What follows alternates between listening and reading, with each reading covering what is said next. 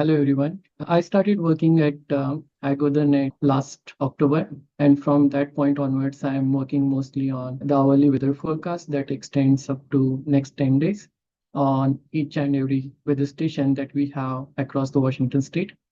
Yeah, we will go through what we mean about when we say the station-specific weather forecast and what is their importance in different decision support tools that we have on AWN. Today, we will be mostly focusing on one of the decision support tools that is the Inversion, which is based on the forecasting that we are doing at each and every AWN station. So when we talk about inversion, we mostly talk here about surface inversion. And what we mean in the plain language about the inversion is we can read that line. For example, temperature increases with height. That is the most simplistic understanding that we can have. If we see on the right-hand side corner here, normally what we expect happening in the atmosphere is as we move up in the atmosphere, we have warm air and then cool air and then cooler. For example, as we climb the mountains in the afternoon, we expect the temperature to be cooler up on the mountains.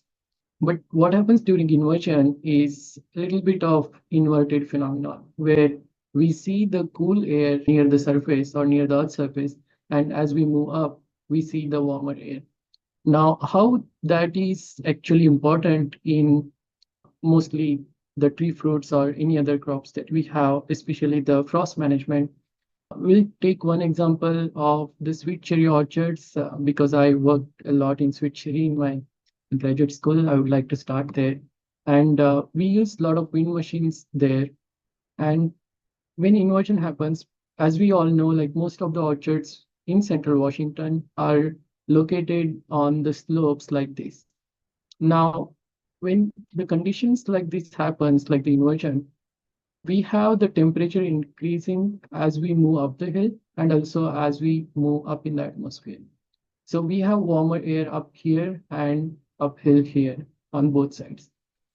So what happens if the cool air that is being trapped here, if it becomes cooler and cooler, there will be a point where it will go below freezing point and crops at different phenological growth stages can be susceptible to frost damage.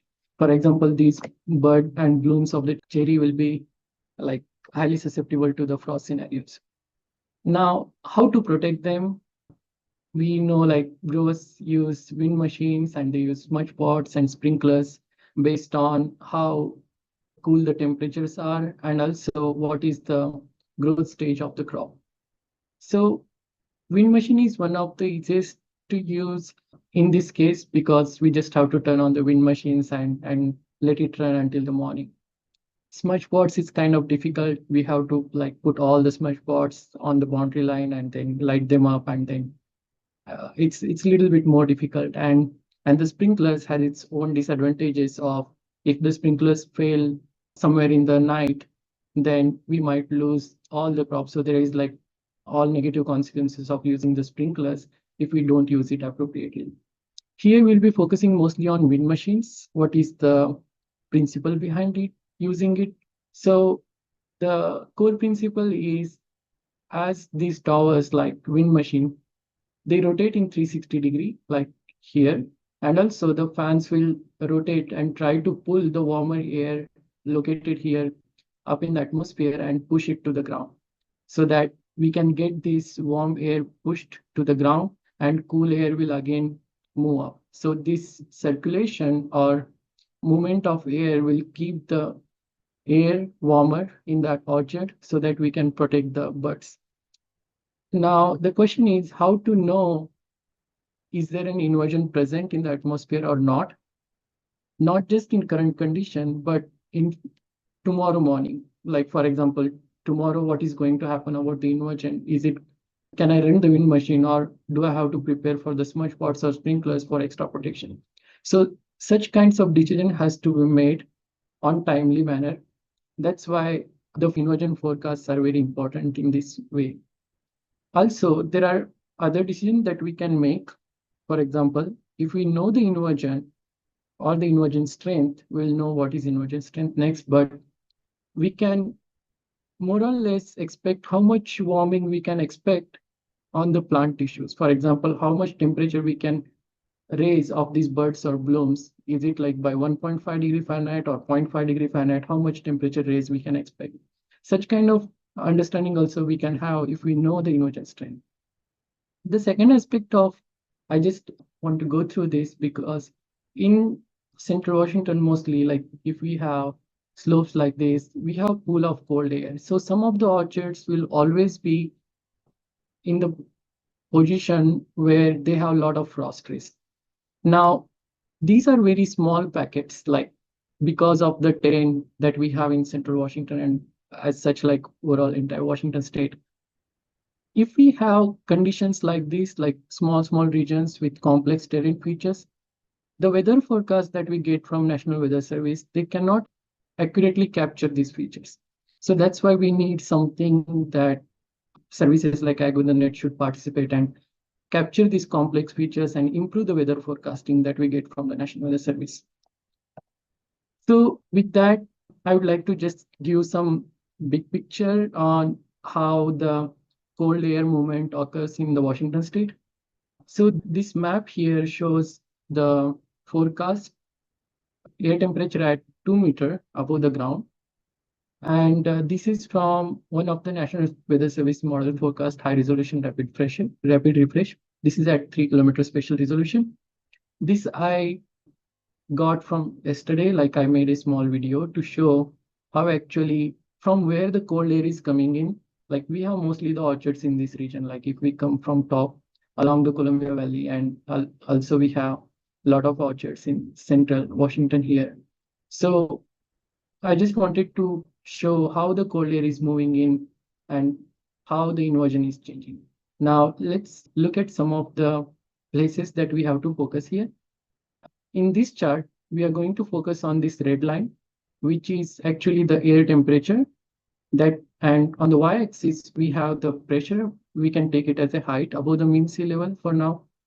And here, if the line changes on the right side or left side, that will tell us whether there is an inversion or not. If the line is going to change on right side, then we say that the temperature as we go up in the atmosphere is going to be warmer. So it shows that there is an inversion.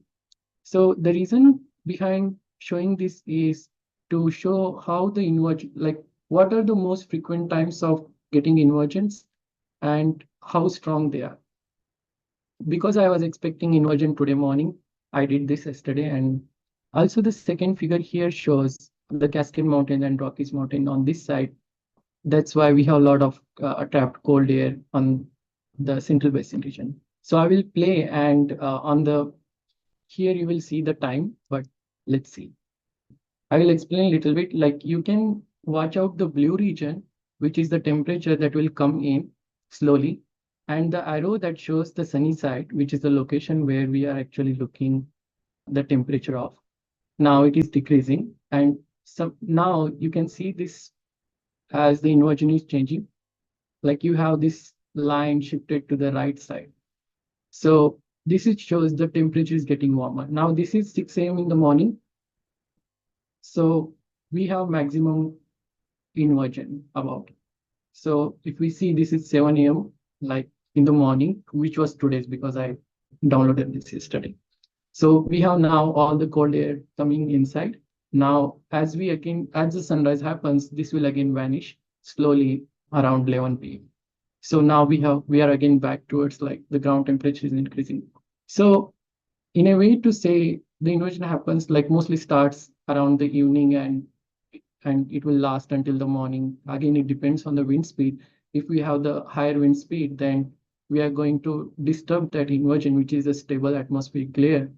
So if that gets mixed with the wind, then we are going to lose it during the night. So there are a lot of other variables that are going to impact, but if there are calm winds, then we are going to see these phenomena quite often. So what are the indicators of inversion? Okay, the slide before was quite big and a lot of weather variables and everything. But as we walk around the orchards or our houses, then how to point out is there inversion today morning or not? So some of the indicators are, if the yesterday night was quite clear, no clouds, we can see all the stars and everything and all the constellation clearly, then we can assume, okay, probably we are going to have the inversion. And the wind are like we have calm wind, then mostly the inversion as we saw in the last slide, like sunrise and sunset, we are going to see it. And the dew, if we see, there is a possibility of inversion. And the fog like this, or if we have the smoke around the town, and if you see while driving in the morning, the smoke like this, the layer, then probably it is an indicator of the inversion. These two images I took today morning because I was expecting the inversion today morning. So while coming to office, I took these two pictures in Pullman. You can see the frosty conditions on the surface, like this is one of the leaves. And on the right side, these are all the towers in the Washington state that AWN has, where we can see the inversion. Now today morning, and this screenshot was taken today 8 a.m. in the morning. So which is basically we subtract the air temperature at 30 feet minus the air temperature at 5 feet above the ground. So these are all on the towers we have. And Sean is going to introduce like how we can get these all inversion data and everything.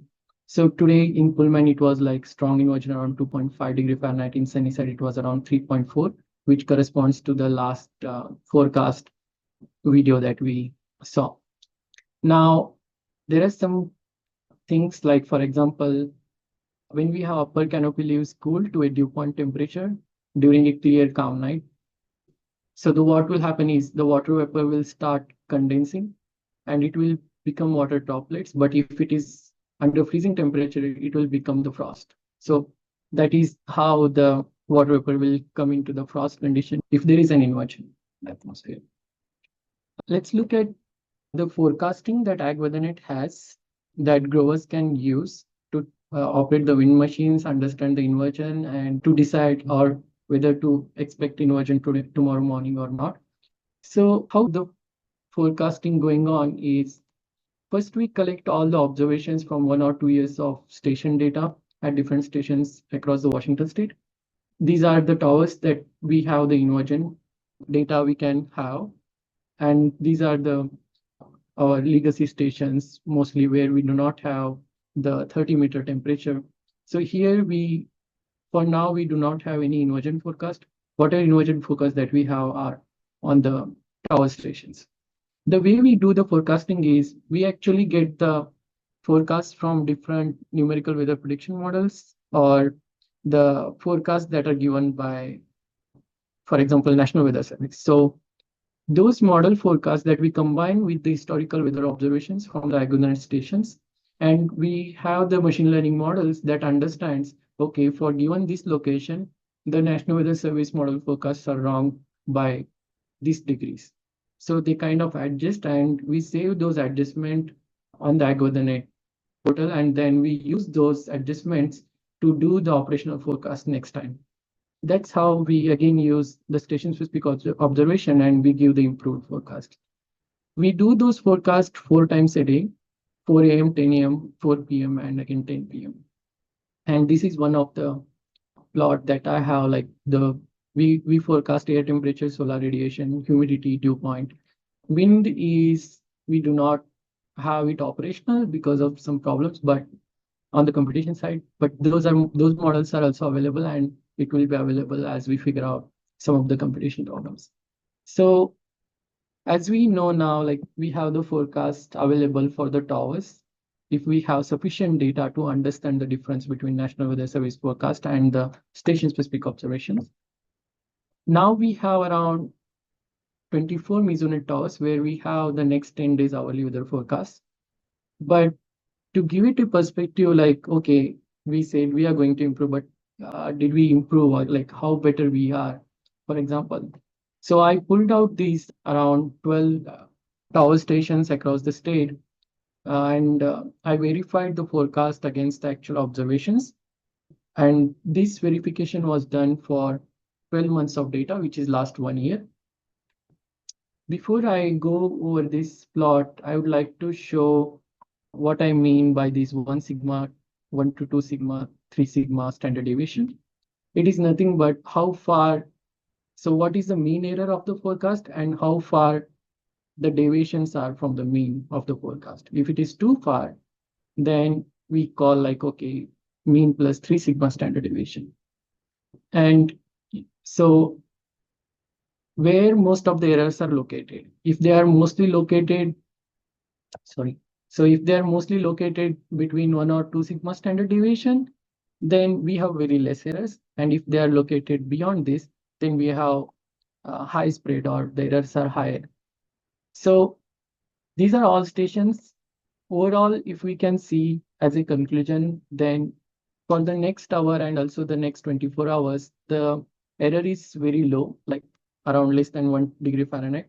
But as we move into the future, the error starts increasing. But overall, we don't go beyond 5 degree Fahrenheit for next 10 days as well.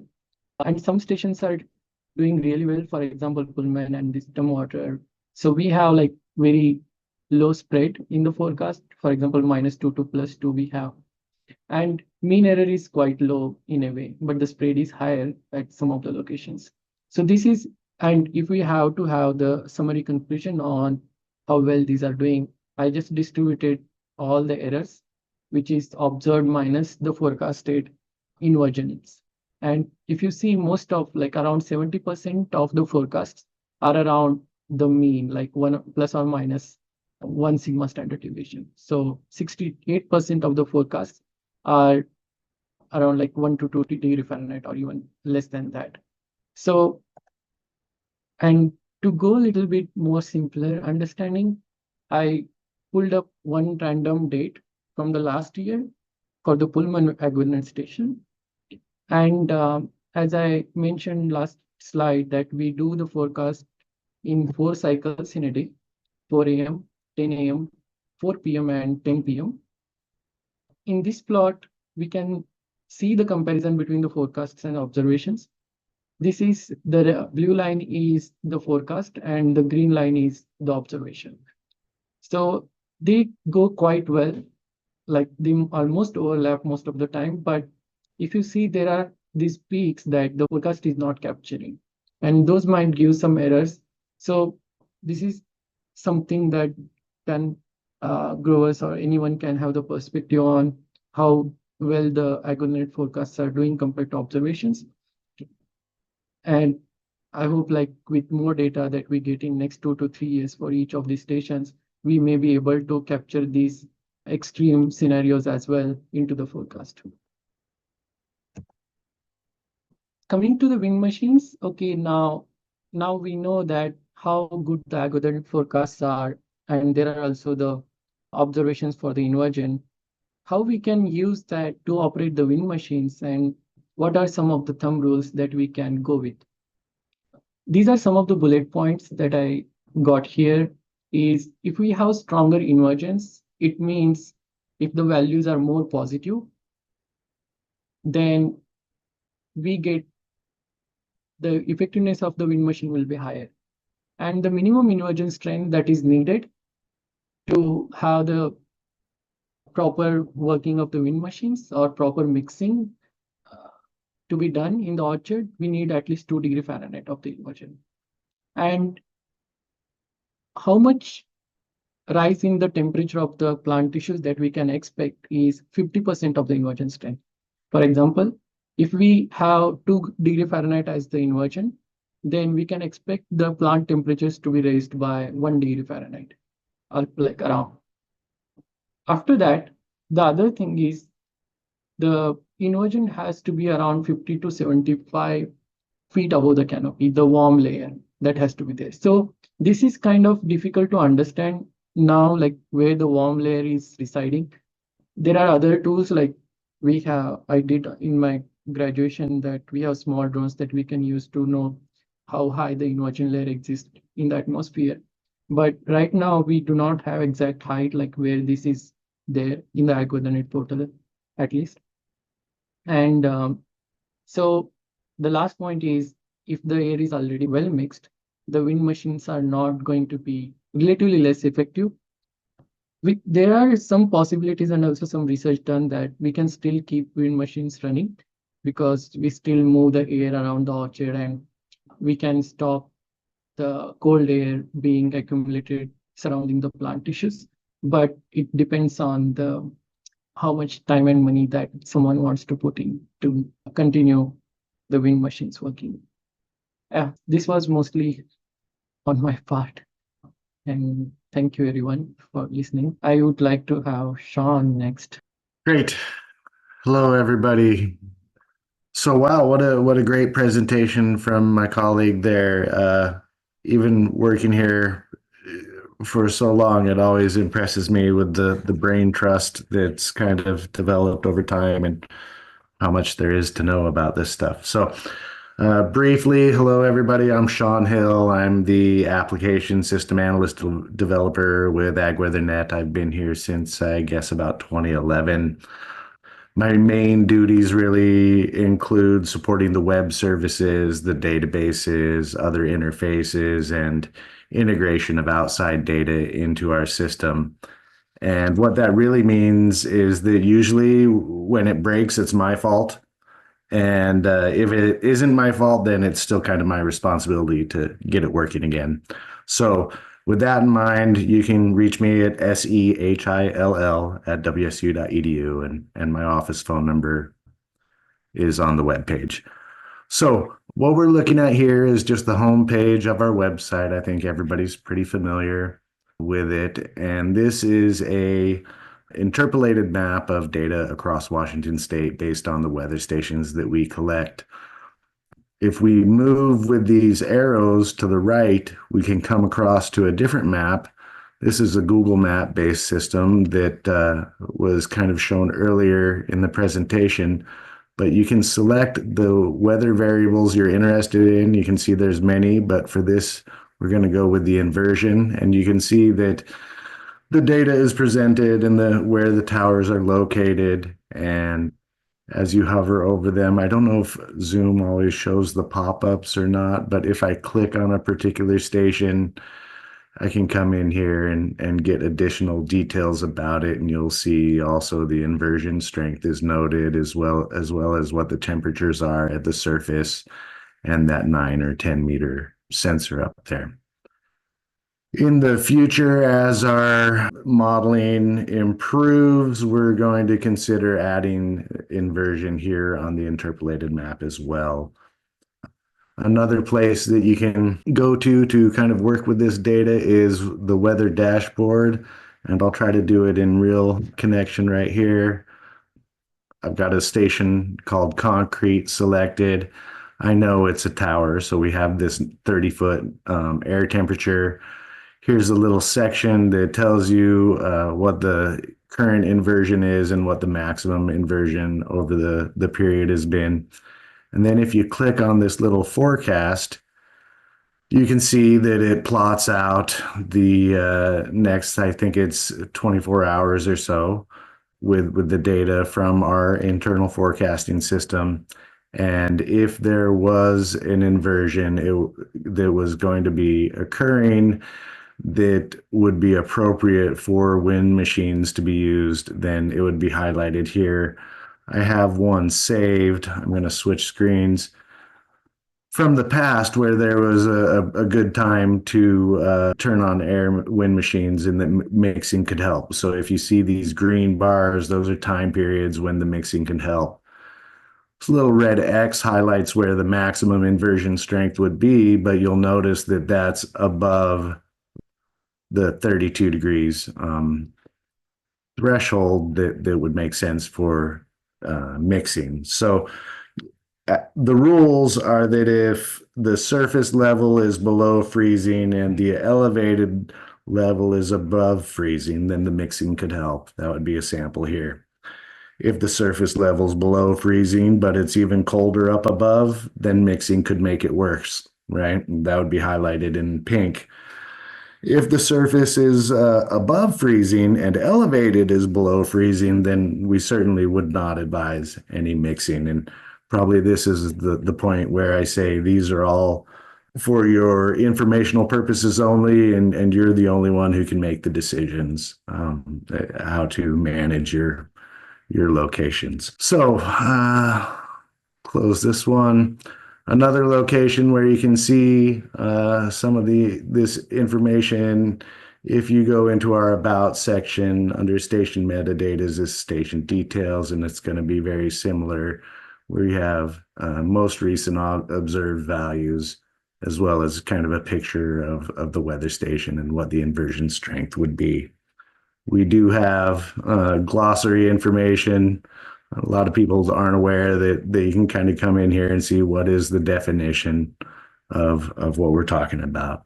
Quick introduction to some future work with inversions. We're developing a spray guidance tool that will take this information and run it through a model. And if it's a good time to spray, bad time to spray, or when to spray with caution, this is an opportunity looking for funding. So if anybody's interested, go ahead and keep that in mind. I'm personally interested to see more about the impact of inversion with air quality sensors as that goes on, and open to ideas and suggestions about how to present or make this data kind of accessible to you, the users and growers, our stakeholders in the futures. So then that's about all I really had to show right now, but I did have a question or two for the group. Would an inversion alert be useful?